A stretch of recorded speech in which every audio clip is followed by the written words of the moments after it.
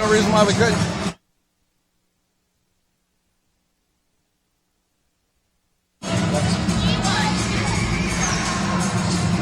Good afternoon, ladies and gentlemen, and viewers at home who are watching today. We're here with game number 3 of Saturday at Clash in the Kootenays, the Western Canadian Regional Tournament. Here in beautiful Nelson, British Columbia. I'm Andy Struction. And I'm Bob Noxious.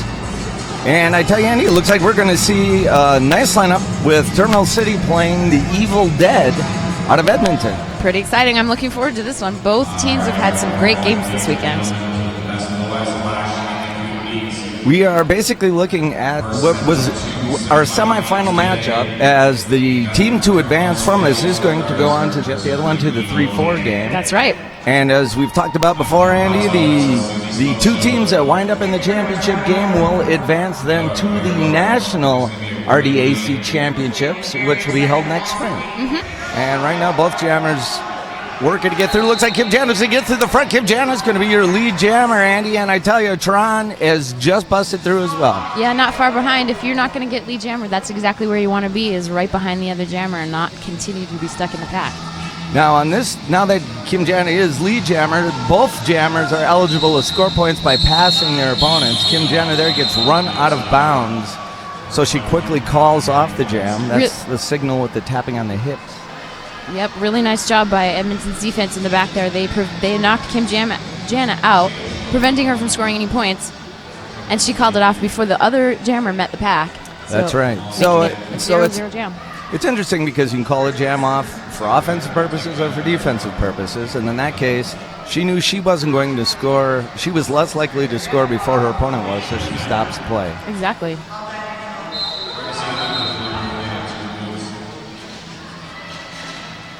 And that's kind of what we call a scrum start, where the pack starts up against the the jammer line. And as you can see, they're fighting their way through. That's right. Evita Perron is jamming for Terminal City. She was not on the roster yesterday. She's a new addition to the roster for today. I was going to say, I actually had to look down and figure out who she was on the roster sheet. Yeah, she hadn't. But Eva Perron works. All that hard work pays off, so she ends up being the lead jammer. And out there right now for E-Ville is going to be number 6. That's Winnie the Poodah. She had a huge game yesterday. Yeah, she did. Huge game. Very productive for E-Ville. Yeah, her and Tron pretty much dominated the entire game. Mm-hmm. Evita Perron is out of the pack for... Looks like she's getting a grand slam for that pass. Yes. Grand slam is 1 point for each person in the pack, as well as passing the opposing jammer. Winnie the Poodah finally completing her initial pass after a big fight against the Terminal City blockers. And Evita Perron, I think Mac talking to her right now, probably saying she wasn't close enough. You probably should have kept going to score a couple more points. Mm-hmm. But when you get spun around and you're down on the ground like that, it's pretty easy to lose track of where everybody's at. We're going to see Lulu Demon line up right now up against Tron. Mm-hmm. And, of course, Lulu Demon, she got to play somewhere really cool in Toronto. She sure did. She was part of Team Canada last year in Toronto, representing our beautiful country at the World Championships. That's right. The very first World Cup was played. And as you can see, one more time, it really becomes a battle of leg strength as they try to run themselves through the jammer, or through the blockers. And Lulu Demon just can't get through that front 2 wall. And with an assist, she does get through. Her hips pass. She becomes lead jammer when her hips pass the final opponent, and her hips did pass. She falls. She gets kind of sucked back into the pack, but she's still lead jammer. She calls it off. We have a scoreless jam. Yeah, Tron did a great job of shooting her way out of the front of the pack, putting a threat on Lulu Demon to get in front of her, so she smartly called it off. That's a nice safe play on Lulu Demon's part. Now we're going to see Schwarzenegger. Schwarzenegger is a guest skater with the Terminal City All-Stars, not normally a part of this team, but they invited her up since they were short a couple jammers. She normally plays for the Faster Pussycats home team, which is also my team, Bob. Oh, that's cool. But Schwarzenegger has had a huge weekend so far. Looks like we got a star pass from E-Ville, passing the star helmet cover from the jammer to the pivot, which is allowed. If you feel like your jammer is stuck in the pack and she can't get out, it's a good idea for her to pass it to the pivot so you can start scoring some points. And you can always identify the pivot as they have the stripe on their helmet. And as the game really has progressed, the pivot's role has become more of one where they have become an alternative jammer and pretty much a blocker. Not quite the same pack directive as they used to have earlier in the sport's history. Yeah, back a few years ago when roller derby first started, the pivot was sort of like calling the plays out in the pack, but that's sort of not the case anymore. Everybody's responsible for their actions out there now. And Kim Jana are working it hard, and you know she's going to get by it. She does. Kim Jana is going to be your lead jammer, but she's got a minor. She's not going to be lead jammer. She's going to get a minor track cut. She ends up passing somebody on the outside of the track, one individual. And that will be a minor. Lady Sadista taking her chances. She got lead jammer, even though she was behind Kim Jana.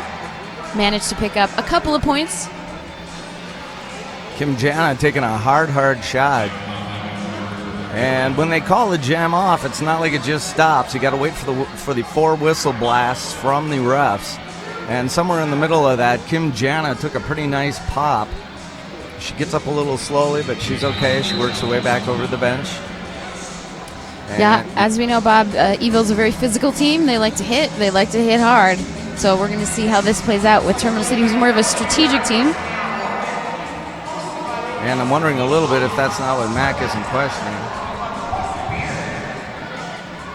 Mac the Mouth being the coach for Terminal City out of Vancouver.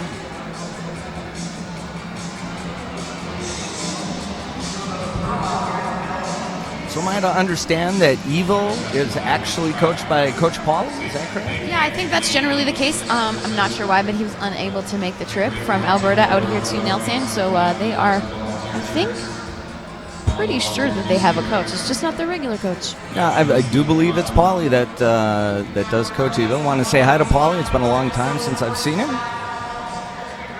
He and I go way back to the Cretaceous period of roller derby. That's a long time ago. Yeah, it really is. Does that make you crusty? It's okay. I refuse to answer that question. It's okay, I'm crusty too. I've been around a long time too, Bob. I've been around the block a few times. No, Pauly and I actually met in 2005. And he was still in the States? Yep, when he was with Arizona. We want to take this opportunity in this official timeout to thank our sponsor, Holy Crap. Holy crap. It's the world's most amazing breakfast cereal. It's made in beautiful British Columbia on the Sunshine Coast. If you want to find out more about Holy Crap cereal, go to holycrap.ca.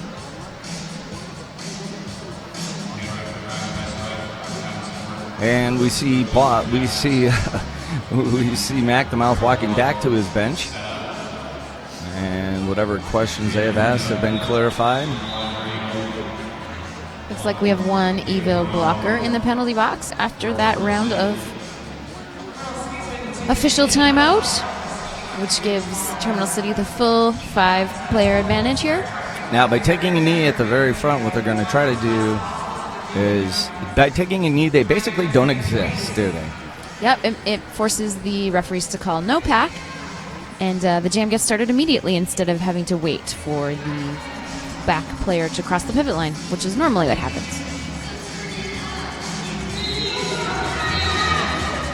And they immediately stand up, but because the jammers are released, they are off to the races on the first whistle. And coming around the corner, sure enough, it is going to be... That's Winnie the Pooh for E-Ville. Evita Perone about a quarter lap behind her. Putting the pressure on. And we've got a fast pack out there. Winnie the Pooh managing to pick up 1 point for E-Ville. And I tell you, when in doubt, play defense. When you play defense, you want to go fast. It's a lot easier to stop a jammer when you can match her speed than it is to be going way too slow and throwing your body in front of her and probably either missing or drawing a foul. And once again, for E-Ville, we're going to see Tron step up, as well as Lulu Demon. Bob, I got a feeling this is going to be a nickel and dime game. Oh, you are right. What we mean by nickel and dime is that jammers take a couple of points and call it off really quickly. So they're not getting huge score advantage, but they're inching their way up to the win, little by little.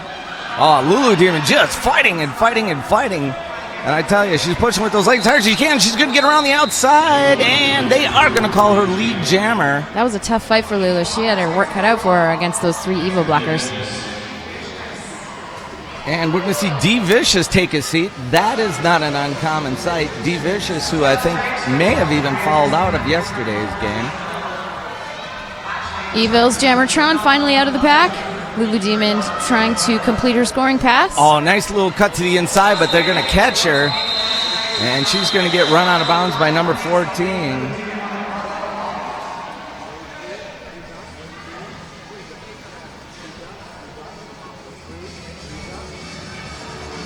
And we're going to see Schwarzenegger.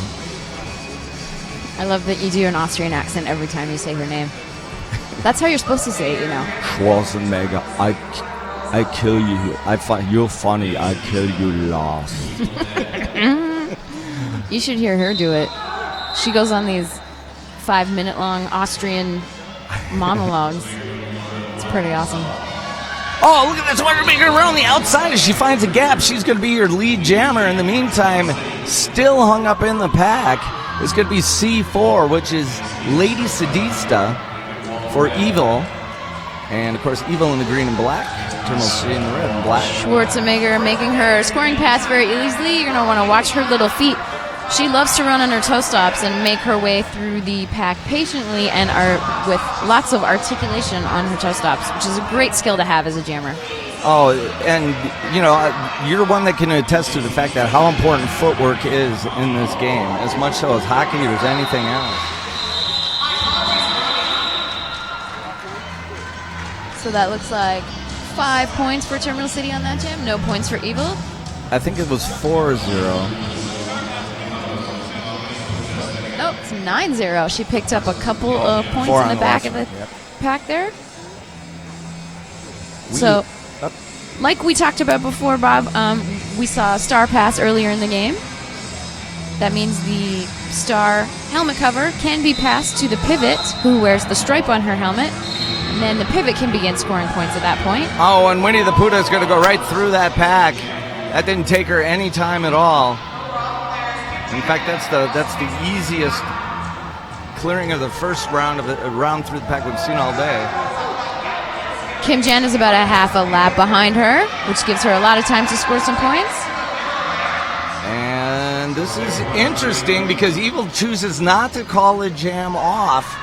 So they're going to let Kim Jana run. And Kim Jana's going to put 4 points up.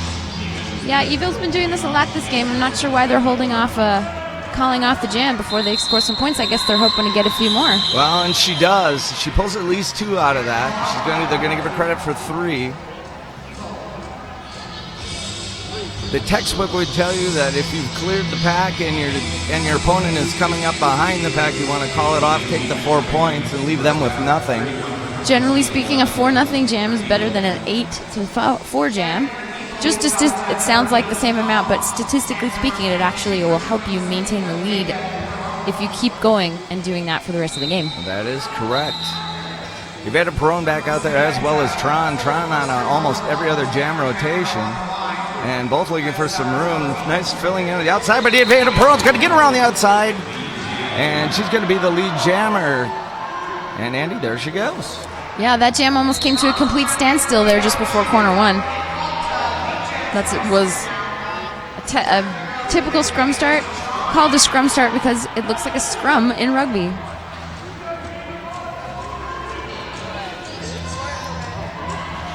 And so we've obviously seen a nice speed change by Terminal City as they're playing defense. Looks like she's going to pass 3. That's what they're going to give her. And I believe that's going to be a 3-0 run.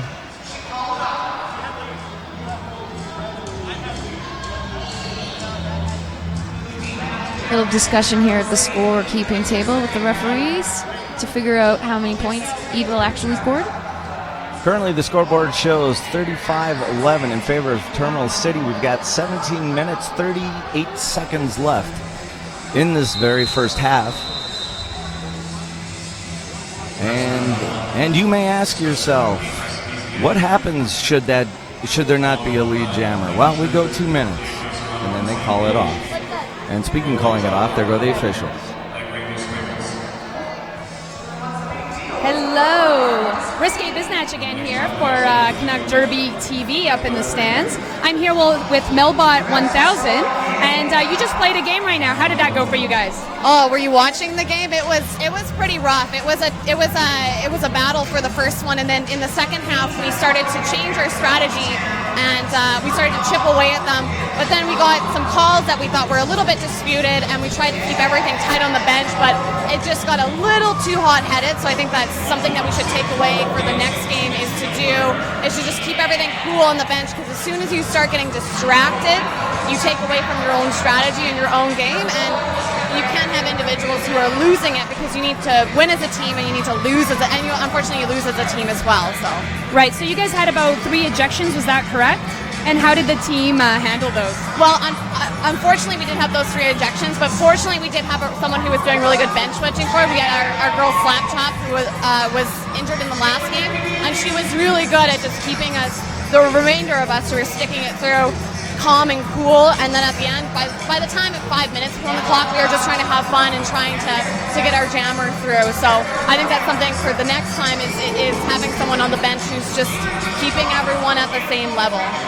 So how do you guys, are you guys looking forward to the rest of the tournament? Yeah, we're looking forward to relaxing and watching now. Perfect. Thank you. Back to you guys. Thank you, Risque Biznatch. Yeah, I imagine they are looking forward to relaxing and watching the rest of it. It's been a hard-fought couple of days for them, and she's right. Their team got pretty well heated, and when they were back in the game, it probably took them back out of it a little bit. And then we're going to see the action start here. We have Winnie the Puta out there up against number 44. That's Lulu Demon for Terminal City. Both of them in the midst of a scrum. Big rear wall for Edmonton there, and big front wall for Terminal City, holding back both jammers equally well. And look at that, it's going to work. In fact, I think Roller Girl kind of rolled back around to the back to pop Lulu open. And Lulu Demon off to the races. And a nice job right there of covering body on body. Lulu Demon's going to get about 3, I think, call off the jam. That's right. You were right on the money. 3 for Terminal City, 0 for E-Ville. And I'll tell you, tell me about Roller Girl. She really impresses the heck out of me. I think she's had an amazing tournament.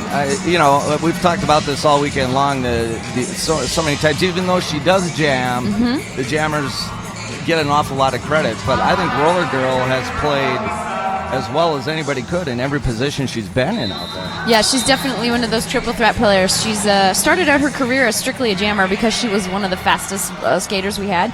She used to be an aggressive, wants to continue to play. Yeah, you always have to have a jammer out on the track. So if the jammer hasn't served their full 1-minute penalty, they are released.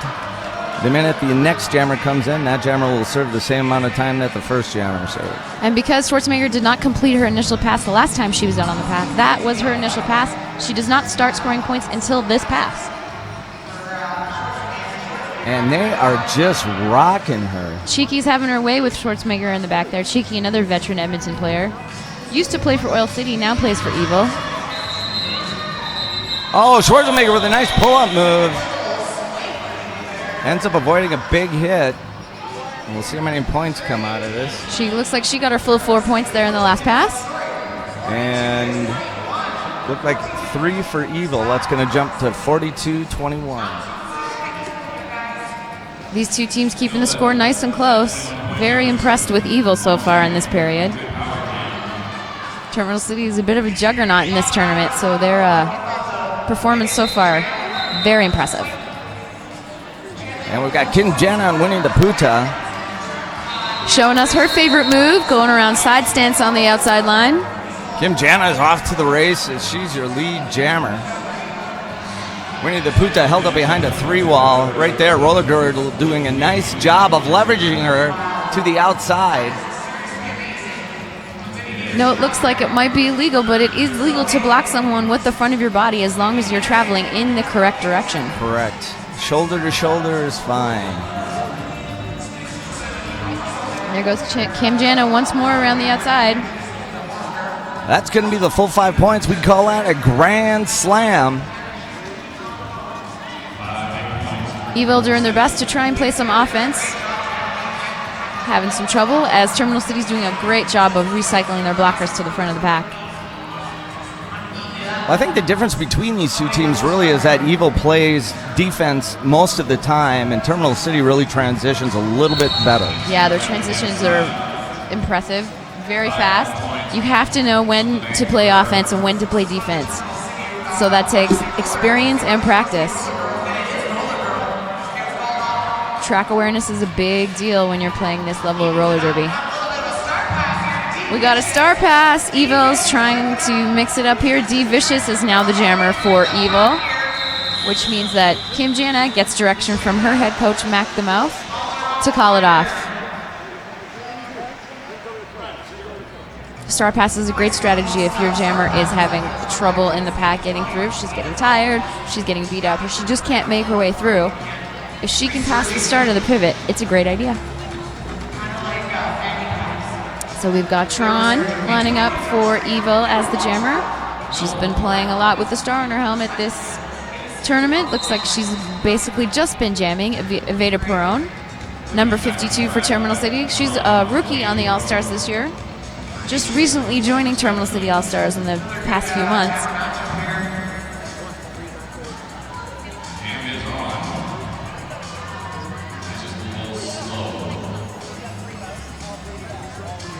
Even though it's hard to tell, the jam has started. E-Ville looks like they want to take a knee and move things forward, try to get some more points on the board. Jammers were neck and neck in the pack there, but thanks to player one, pivot for Terminal City, she hangs up Tron for a few strides in the front of the pack there. Tron is catching up to Evita as she hits the back of the pack. Evita grabs a couple of points and calls it off before Tron is able to score. Oh, nope, Tron snuck in 1 point at the back. Evita only managing to put 1 point on the board as well. That's a 1-1 jam for those two teams. We've got 10 minutes and 44 seconds left in this first half. The score is Terminal City All-Stars 57, E-Ville out of Edmonton 22. We've got Cheeky on the jammer line for the first time for E-Ville. And Lulu Demon once again on the line for Terminal City. Cheeky hitting the pack first doesn't necessarily mean she's going to be the lead jammer as Lulu Demon makes her way through. Lulu Demon is the lead jammer for Terminal City. Cheeky still fighting her way through two remaining blockers of Terminal City. She pulls them out of play and she is out as Lulu Demon hits the pack for her scoring pass, easily passing through on the inside line and calls it off. It is a nice, solid, confident, safe 4-0 jam for Terminal City.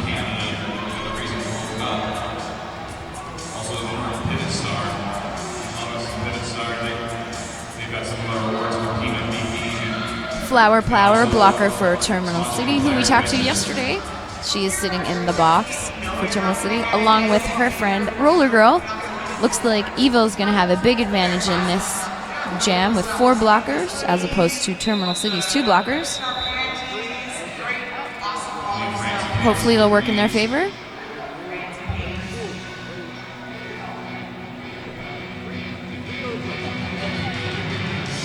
Looks like we're having an official timeout here on the track.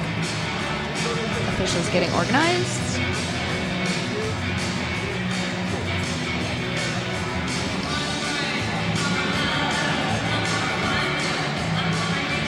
Just want to remind you folks again watching at home, if you want to relive the magic that's happening here in Nelson, British Columbia for a Clash in the Kootenays, you can. If you head over to CanuckDerbyTV.com, on their contact page, You get in touch with them, you let them know which game you want to see. They will send you a DVD for a mere $5. This is a great tool for you if you are on a newer team who would like to learn more about roller derby but don't have the chance to watch a lot of high-level games. Head coaches and captains, I highly recommend taking advantage of this service. If you want DVDs for the whole entire day, every single game Saturday, you can do that for $25. Just get in touch with the guys at Connect Derby TV.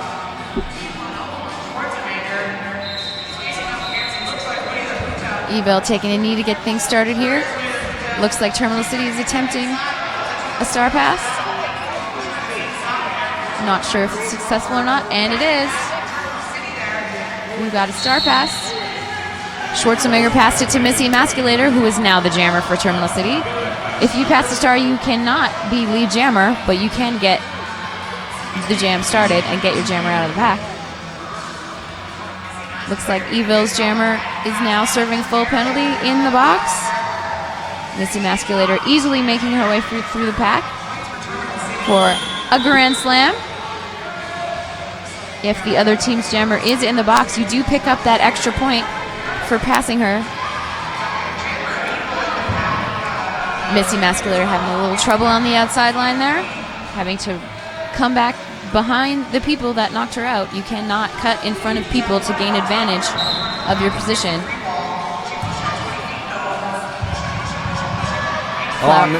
Missy Emasculator going to get through, though. They're finally toward the front.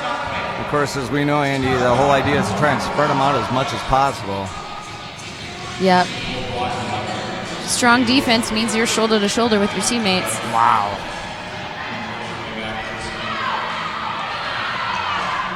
Great recycling by Peaches there in the back of the pack, forcing Missy Emasculator to get sucked into the back of the pack again, not able to make any progress. Kamikaze is so strong.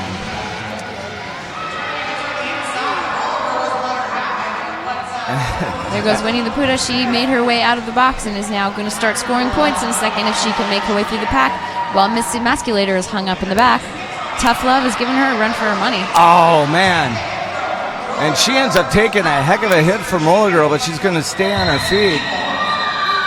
Roller Girl slides out of bounds with the hit, which means that Winnie the Pooh does not have to stop and come back behind Roller Girl. Looks like Terminal City scored 10 points in that jam to E-Ville's 4. But E-Ville playing some scorching defense on that jam, preventing Terminal City from putting too many points on the board. Have we even seen a power jam at this point? I can't remember. It was so long ago. I don't think so. And Sundown sits down. Sundown, I think it's a shame that she gets tired of winning. She's not losing this game. Sundown, again, was another member of Terminal City All-Stars that was not on the roster yesterday. I think they had some traveling scheduling to work around, so they have changed up their roster a bit for today. And I think we can probably expect a little more for tomorrow, potentially.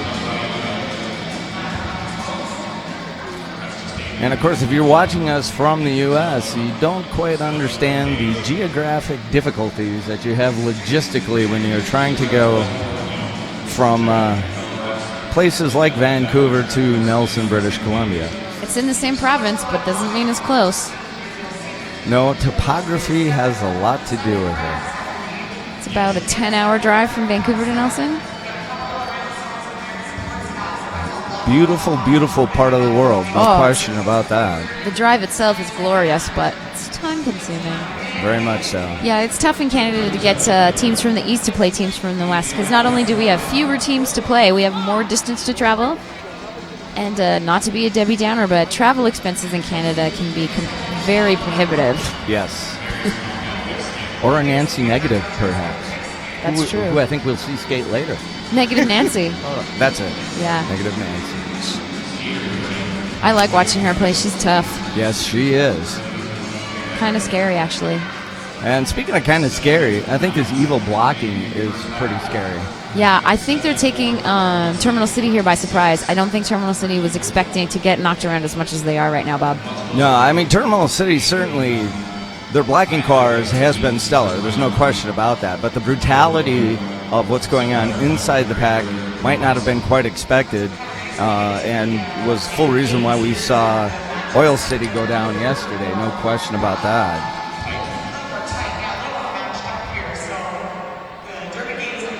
So the winner of this bout will advance to the championships tomorrow. The loser will go on to the 3-4 game, so essentially you're watching a semifinal.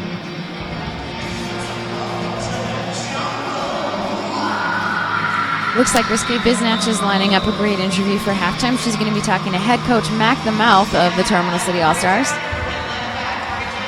So stay tuned for that. That's at halftime. right. Well, Mac also one of the 3 coaches, along with Paulie, who we spoke about, and Paul Peach, who were the 3 coaches for Team Canada, who came in second in the very first World Cup. Looks like we're getting things started here after an official timeout. Yeah, there actually was a first whistle. The pack starts to move rather slowly, and once they clear the pivot line, which is the black line up toward the front that they're tiptoeing over, and that second whistle, it's going to release the jammers. Because E-Ville wants to put some more points on the board. They would like to get things started as soon as possible. And Kim Jana being stood up, but she's going to get through. She's going to be your lead jammer. Looks like she had a full 4-blocker wall to fight with at the front there from E-Ville, but they had to let her go. Flower Plower doing her best. But I tell you, Tron might have about as good a balance and center. We talk about the core of the body when we talk about this. Blockers bounce off her. It's amazing. As she leaps the apex, not only does she have an amazing... Does she use her center of gravity to fight off everybody that comes at her to the outside, which is, we've seen her hardly pushed out of bounds all weekend. That's amazing. But she's got the athletic skill to skip across the inside of the apex just like that. Yeah, no big deal. Yeah. I'm just a really good athlete, so yeah. So everybody get out of the way. Yeah, so just move. I'll go around her.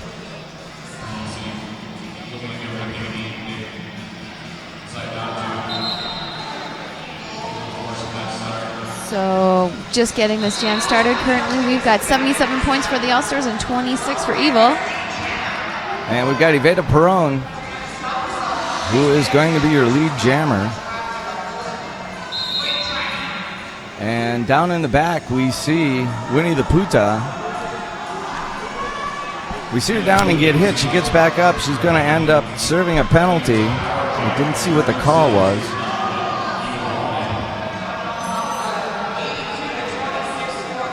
That's a grand slam for Iveta Perron. Oh, look at that. Iveta just tries to navigate the outside line, and she gets stuffed. She took a couple of heavy hits there. Looks like it may have slowed her down a little bit. That was a little tough love from Tough Love. Terminal City keeping this jam nice and slow for Iveta. That time Iveta able to dodge Tough Love, who ends up taking herself out of play, and with one more to beat, they're going to have to let her go. That's 5 more points for Iveta. 15 on the board for her so far with 37 seconds left in the jam. With the pack defined as the largest group of blockers comprised of both teams, you cannot engage a blocker outside the pack, 20 feet outside of the pack in either direction. So once in a while you'll see blockers who kind of end up stranded way out by themselves. They have to let that jammer go. If they hit her, that's a major penalty. And we see Lulu Demon right now. She's lining up, talking to her blockers. They're clustering on the outside and inside of the track, hopefully opening up the inside for Lulu Demon to make her way through. And we get a team timeout.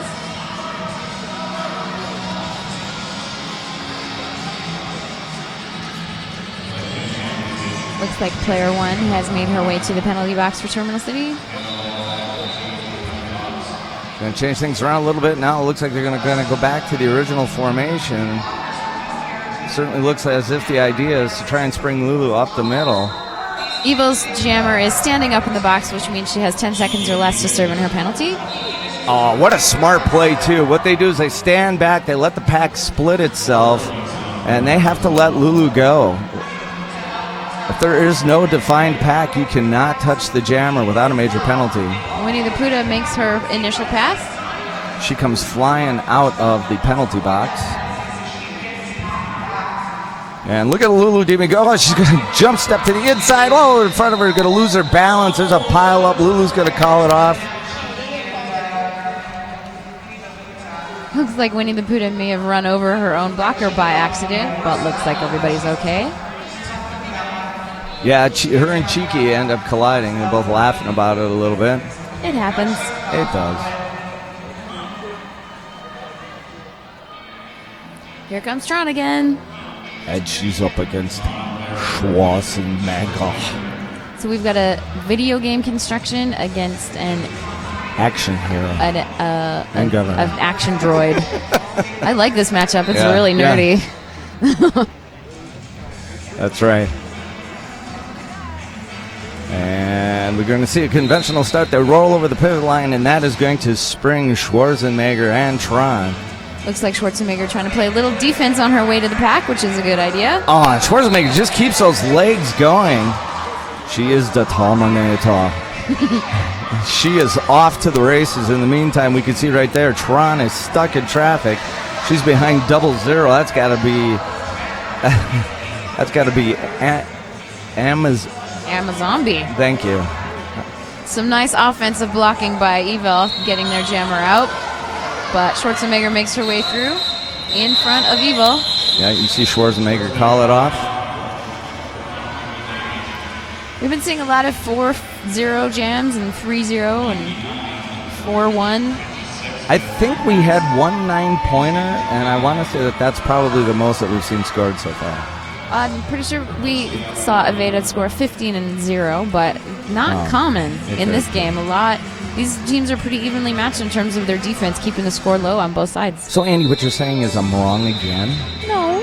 Yeah, I probably was. You were just not right. Yeah, I just wasn't as correct as I could have been. You were less correct.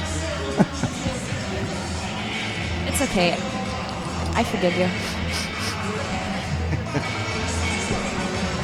And that's right, that is Andy Struction, who is sitting alongside me. Andy Struction, a player and announcer for Terminal City Roller Girls out of Vancouver, Canada. I am Bob Noxious, and I am just simply out of Madison, Wisconsin. We've got 1 minute and 19 seconds left on the period clock here. Probably time for 1 or 2 more jams. And Winnie the Pooh. Oh, man, by the time Winnie the Pooh can even get going, Kim Jana has got almost a 3/4 of a lap lead. She was out before you even finished your sentence. Well, that's typical. That's Flower's 3rd or 4th trip to the box, I think. But as the advantage that Kim Jana has disappears, as we've got Winnie the Pooh who's able to run the gauntlet before her. And right there, Kim Jana, I'm not even sure she saw Winnie the Pooh get by. She's questioning as to whether or not I'm supposed to stop it or not. I think she was maybe flirting with eating some time off the clock.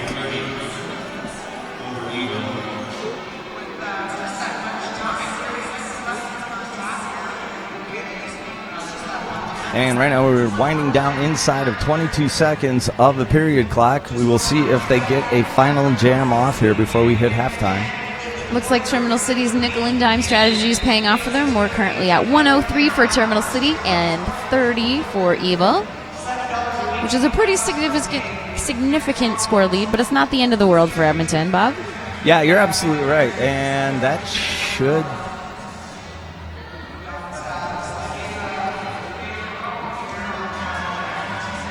We're just wondering if the period is going to get called. Everybody's looking at each other, but let's see how this gets called. I think they're going to play. I guess they had started the jam, despite the fact that the pack wasn't moving while they got organized. So the first whistle wasn't quite audible to us here. The second whistle, the jammers were off. And look at that coming up the inside. That is going to be number 52, Aveda Perron. And Aveda, she does. But hot on her tail going to be number 27, and that's going to be Kamikaze.